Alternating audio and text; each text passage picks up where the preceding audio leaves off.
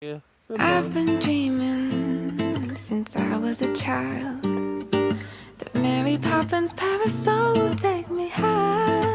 We'll fly away from here where things are not so contrary. I'll look up to the sky and I'll hold hands with Mary. Oh, I've been dreaming since I was a baby that everyone will learn to love the same way my mother loved me. The world could be open-hearted. We'll throw away our baggage and head to